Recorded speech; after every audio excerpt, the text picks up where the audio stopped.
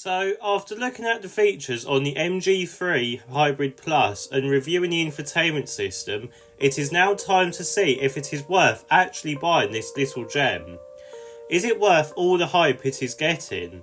Well, let's find out. Hello everyone, welcome to Everything Cars and More. This is the #1 place to be for car news and reviews. Sit back, buckle up, let's go.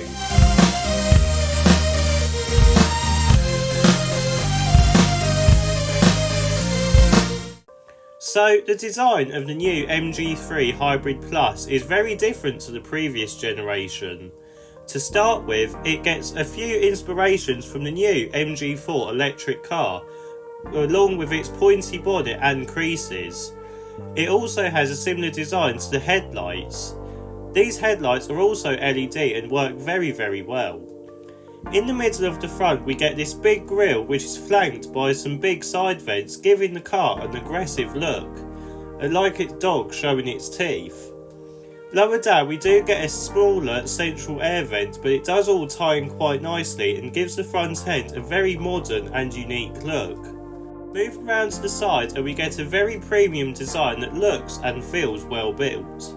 To start with, we get these multiple creases with one from the front to the back, another over the rear wheel arch, and another one in between the wheels. This makes the car look curvy and higher end than what it actually is. We also get little wheel arch extensions over the front and rear wheels too, as well as some decent looking wheels. Now, one thing that I do want to point out is the little details to make this car feel premium.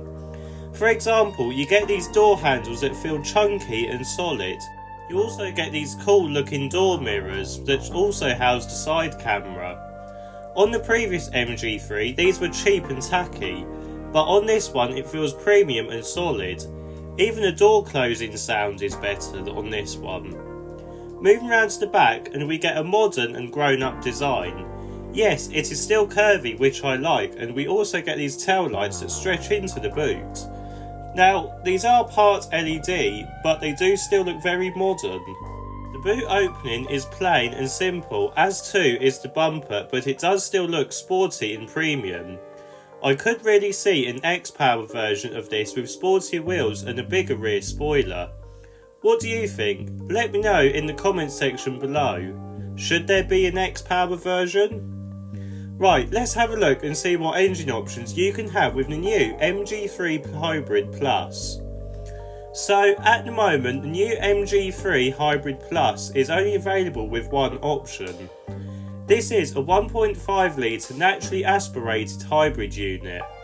Now, the engine alone makes 102 brake horsepower, and the electric motor makes 134 brake horsepower, and together that makes a combined power output of 192 brake horsepower, which actually seems quite a lot for a small Super Mini. It can do 0 to 62 in 9.7 seconds and is front wheel drive, and the power is sent through a 3-speed automatic gearbox. Now, what makes this car unique and special is that the electric motor is the primary power source as opposed to the engine, which is a backup in this instance. This makes it feel like an electric car to drive, and talking of driving, the MG3 is very fun to drive as it has been developed at Longbridge for the UK market. The only criticism I have is that the steering feels oddly weighted, but it does feel better than the Yaris and Clio rivals. The price of the new MG3 Hybrid Plus starts at £18,495. This is way cheaper than the Clio and Yaris, and is also a good bargain considering the range topping model is only £2,000 more, and you get features like heated seats, heated steering wheel and a 360-degree camera. Now, there will be cheaper versions coming out very soon without hybrid assistance, as well as a manual gearbox, so expect the price to start at around about £16,000, which again is actually a very good bargain. Right, let's have a look at the interior. So, climbing inside the new MG3 Hybrid Plus, we get a very different design to the old MG3. To start with, we get this 2-level dashboard design. Up top we get some hard plastic which does feel cheap, but considering the price it is to be expected. Lower down we get this textured material and some soft touch fake leather on the dashboard. On this level we get your infotainment system too. If you want to see an in-depth review on this, then click on the top right hand banner now. In summary on the infotainment system, it works well and is very easy to use and is perfect for this type of car. Below the infotainment system we get a row of buttons, and lower down we get plenty of storage and more switches. So I do have one issue with the centre console. So we get this shelf in the middle which can be used to hold your phone, which is all and good. But if you slide it back, it reveals some cup holders. Again, that is okay. But what I do find odd is that if you open the armrest, you will find the tray that you've just slid back.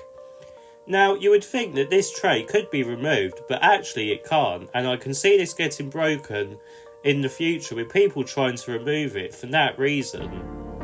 So, moving on, in the front of the driver we get a clear and easy to use instrument cluster like what you would find on the MG4. And like that car, you get the same steering wheel too. The seats are also new and are very comfortable, and I could easily get in a comfortable position, especially for being 6'2". Overall then, considering it is a budget car, it is very decent. Let's have a look and see what it is like in the back. So, getting into the back, and as you can tell there isn't much room if you are a 6' person sitting behind a 6' person.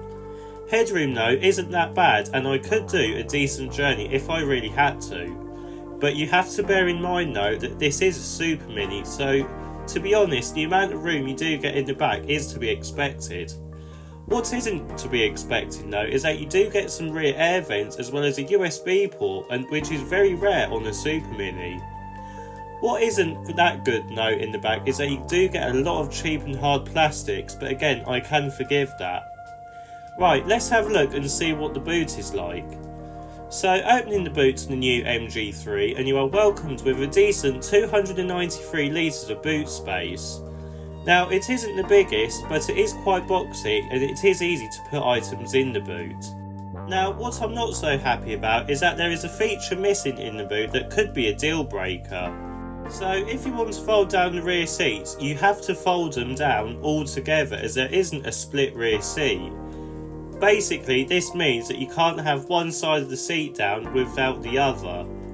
The previous MG3 did have a 60-40 split, which was very good, but on this one it isn't available, and to me that would be a deal breaker. Anyway, folding the rear seats down and you're welcomed with 983 litres of boot space. You also get some underfloor storage too, but sadly you won't be able to put a spare wheel in the back as this is the hybrid version and the 12-volt battery is located in the spare wheel well, but on normal versions you should be able to. So in summary then, what do I think of the new MG3? Well, it is a good looking car that has grown up a lot from the previous generation, there is no denying that. It is also a very good price, and whilst it does feel cheap in places, it makes up for it with technology and price. I would like to see a 60-40 folding split rear seat though, as it would be a deal breaker, but apart from that, if you want a hybrid car that has excellent fuel economy for a good price and a 7-year warranty, then this may certainly be the best option for you.